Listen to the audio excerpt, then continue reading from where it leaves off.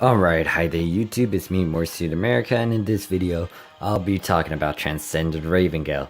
Yes, I know I'm late, yes, I know, I should have done this way back then, but I'm going to talk about it anyways. Now, if you haven't seen my other Transcended review videos, go ahead and check that out. Most of it will be in its own playlist, or you can find it in the description below.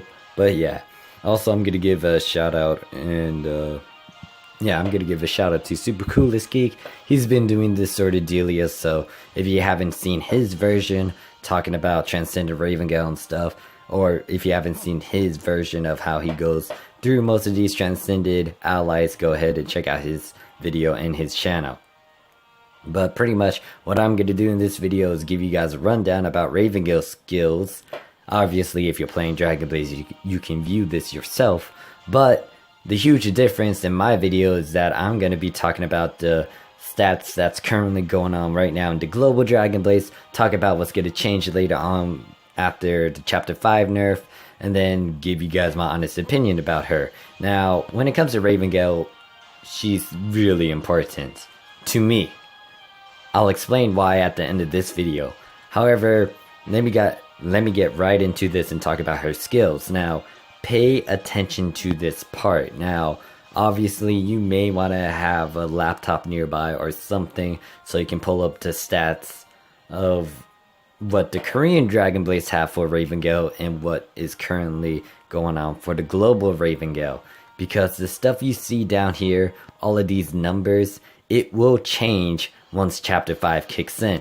This is very important because this will skew and this will change some of the positions and ratings of some of the Transcended Allies. For example, once again, using this because this guy is pretty much a huge reason to why we kind of had a huge nerf.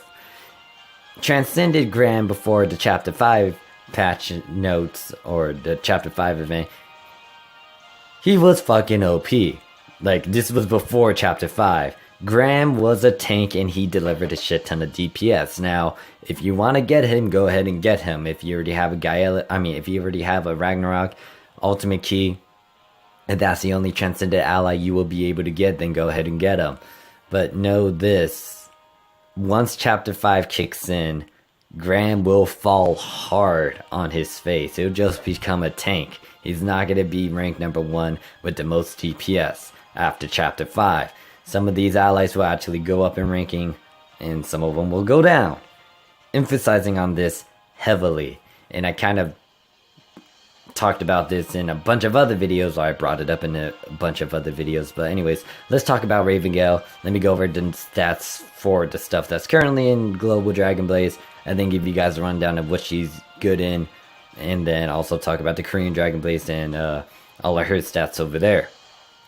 So, the thing is, Transcended Ravengale, her first active skill is called Corrupted Strength. This increases all party members' attack by 297% for 15.5 seconds and stacks up to 2 times. Cooldown is 19 seconds. The second active skill is called Sweet Power. The stronger the power, I'm gonna ignore some of this text stuff. But this steals 35% of attack and 35% of critical rate from the enemy with the highest attack and gives it to bodyguard Izark. Cooldown for this is 15.5 seconds.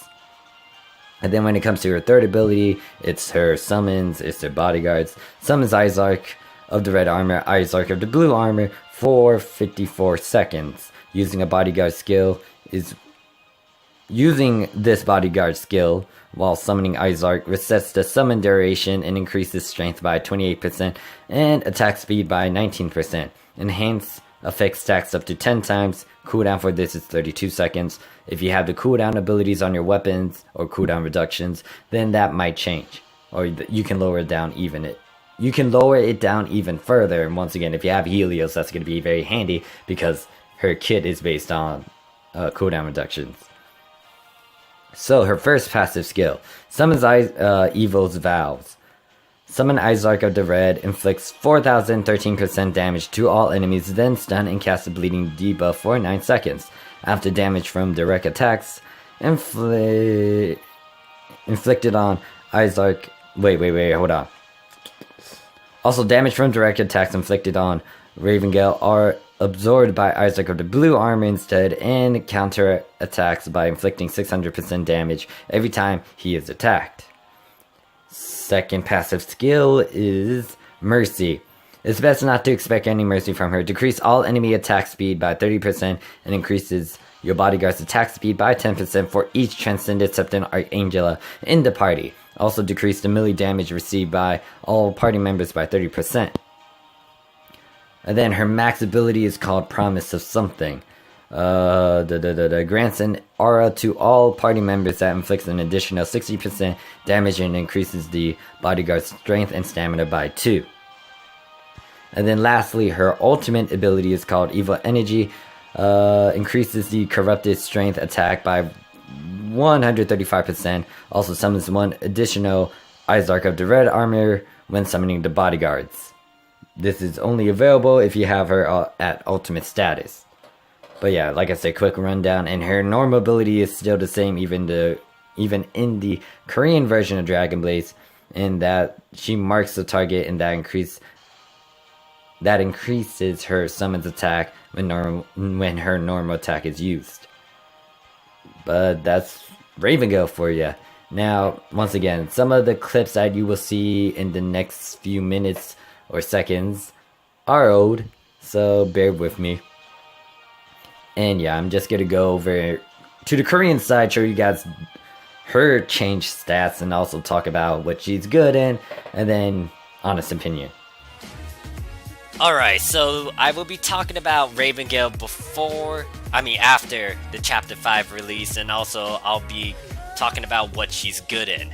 So when it comes to Transcended Ravengale, her normal abilities should be the same, or like some of these abilities should be the same, but if you want to do side-by-side comparison, make sure you pull out your phone, pull up the Global Dragon Blaze app, and stare at the abilities you see right now for Transcended Ravengale, or if you're using tablet or a computer or laptop, just pull up multiple windows or tabs and kind of do a side-by-side comparison using InoTives or the global Wikipedia. Anyways, her normal ability should still be the same.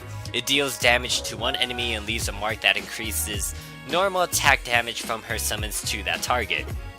Her first active ability should have changed slightly. It's a party buff. Increases party physical damage by 55%, boss damage by 75% for 15.5 seconds. Cooldown for this is 21 seconds.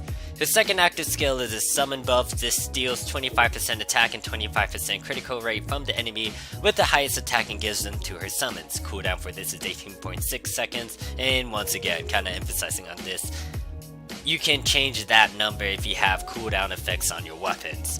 Third active skill is a summon. She summons her red armored Izark and blue armored Izark to protect her for 54 seconds. If they're already out there, if they're already summoned, this skill will increase their attack by 44% and attack speed by 37% and reset their summon time instead. Stacks up to 5 times, and cooldown for this is 32 seconds. The first passive skill is a summon buff. Red Armored Izark deals 820% damage to all enemies while stunning them for 9 seconds and bleeding them.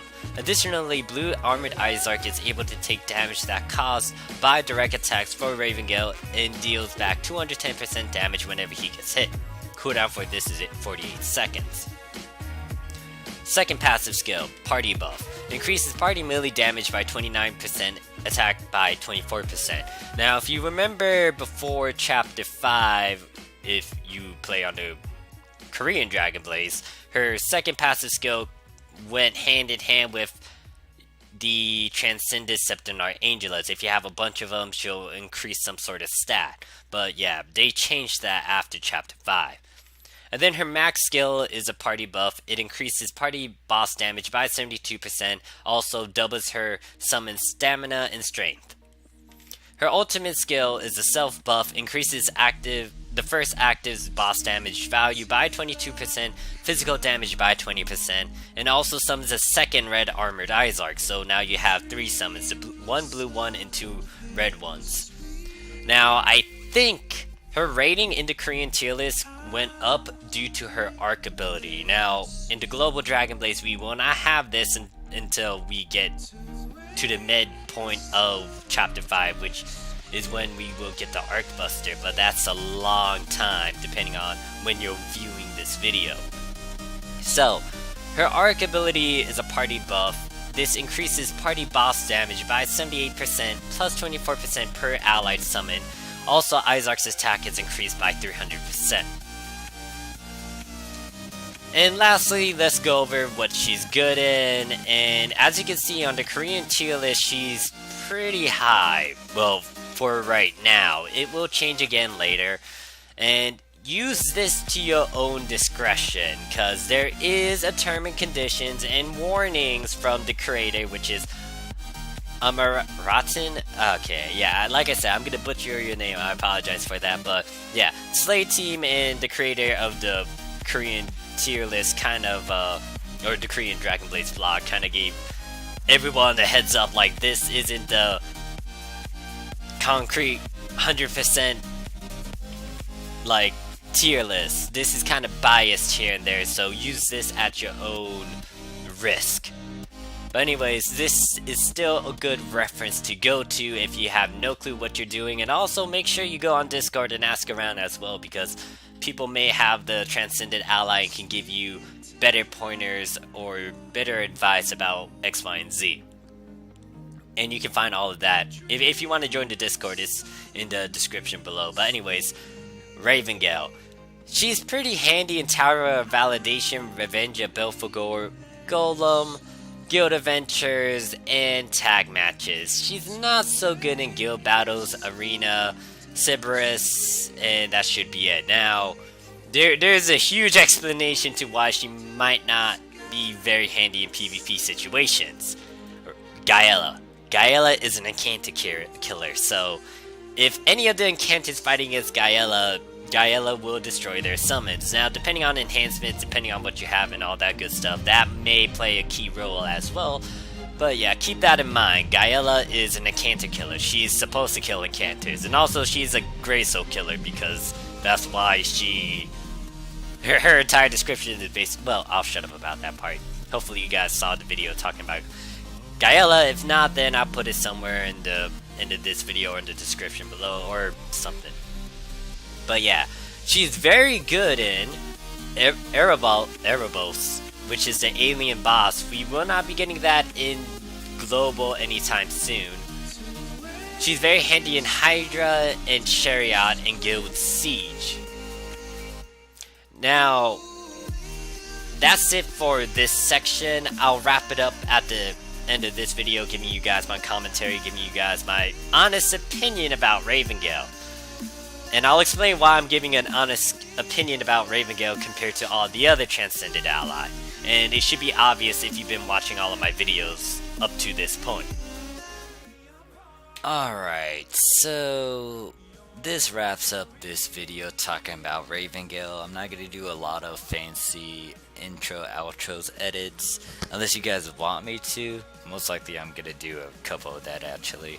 But to be honest, when it comes to Ravengale, she is my first Transcended Ally. Now, I know that it's been a long time since I actually did this video or did these sort of reviews. I know I'm late to the party when it comes to that. If you guys want some information about the Transcended Allies on the global server, make sure you check out Supercoolestgeek, because he does a bunch of videos talking about these Transcended Allies, giving his honest opinion about their appearance and etc, etc. But when it comes to Ravengale, she's my first ever Transcended Ally I got in Dragon Blaze. Like, when Transcended Allies was a huge thing over in the Korean Dragon Blaze, she was the first one I grabbed. The reason why I grabbed her is because I had an Ultimate Sasha, and that's what I decided to stick with. And apparently I have a huge fond of Incantor class characters, so Ravengale was on my to get list along with Margaret and then Belle Snow.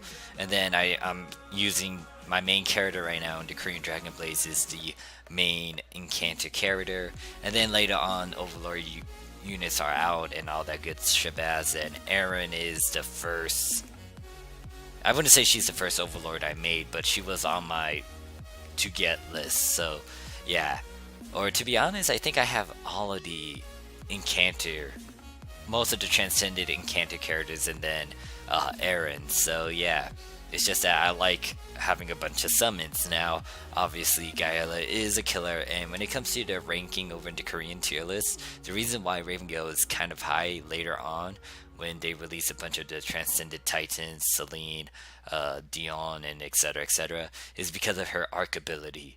The arc ability buffs the summons of your Encanter summons. So Margaret's summons will get a huge buff off of it. Your Encanter main characters summons will get a boost from Ravengale, and etc. But that's only if you have her at arc status, so you need to invest a good amount of resources in her. However, that buff or that upgrade is kind of late, and we're transitioning from Transcended Allies to Overlord. So I don't know if you should go for Ravengale later on, but if you want to collect all the Encanted characters, it's your call. If you are on a free-to-play pathway, or if your account is free-to-play, and if Ravengale is a good option for you to get, then you should go get her. When it comes to right now in global, yes, the footage you saw earlier was past footage. Right now is the 13th, today's the 13th of October, so yeah, this is pretty up to date. But when it comes to Ravengale and the global Dragon Blaze, she is still somewhat handy to get. However, Margaret beats her by a good amount, and then later on Belle Snow, so those two Encanter characters you may want to get compared to Ravengale. But once again, if you're free to play and if that's the only Transcended ally you can get, then you might as well get Ravengale. Or you can wait for Belle Snow, or you can do whatever the hell you want to do. Just plan accordingly and don't regret whatever you decide to make or what you decide to do. If you're, as long as you're having fun, pretty much. And once again, Ravengale is my first ever Transcended ally I made in-game, so she has a special place in my heart. To be honest, I never used her deified form as much. I kind of used Margaret over her, but with her new look, I kind of appreciate like the huge change from her small self to her kind of gorgeous looking self right now, with the Keisha and like looking all, I don't know how to describe that, ceremonial like. I guess I could call it ceremonial because of the outfit, but yeah. And another thing is, I still wish there was some lore about her, because she is the one to, you need to confront her so you can get the quest enhancement scrolls you need later on when chapter 5 gets released, so you can actually enhance your main Transcended character. I want to know why we had to go through her, and also I kind of wish they filled in the gap between chapter 2 and 3, because apparently the Archangelas are our friends now, and I'm just confused to how that happened. And yeah, it's just that I wish some of these characters have a lore behind them. I mean, obviously we do have lore in the game. If you read the ally description, if you read the storyline stuff, that's lore right there. However, it's not clear. And when it comes to characters in a game, the best way to make someone fall in love with a game is to love their characters. Now, I know I'm not a professional when it comes to me critiquing and stuff, but when it comes to Dragon Blaze, they have potential. A lot of people, or a bunch of you guys in the communities of Dragon Blaze, love the characters. It's just that there's a lot of information that's lacking, especially when it comes to certain things, like how the hell is Grayso and Lucaria together? It doesn't look like they're a couple. It wasn't even obvious when it comes to like some of the storyline stuff. We obviously knew about the other two couples, the main one, which is like Death Crown and Mercedes, and Bloodwind and Windloon, but we didn't know about Lucaria and Grayso till the event. Now, technically, they may not be dating, but who knows? And there is some sort of rivalry between Gaela and Grayso, and I think I I think Ayla has a fascination over Gray, so and I think those two would make a better couple compared to Lucaria. But then again, Lucaria got some nice looking legs or some thighs. But yeah, going back on topic, I wish some of these characters have some back lore to them, and that would actually, you know, make us fall in love with the game even more, and also give them a personality or give them some sort of make us love them even more. But anyways, enough of my bantering and stuff. Thank you guys for watching this video. Hopefully it helps. If you guys have any question, comments, concerns, leave it down below. I know it's very, very, very late, but if you have her, let me know as well. It doesn't matter if it's in global or to Korea, just, you know, lay it down on me. So yeah, thank you guys for watching. I'll see you guys around. Peace.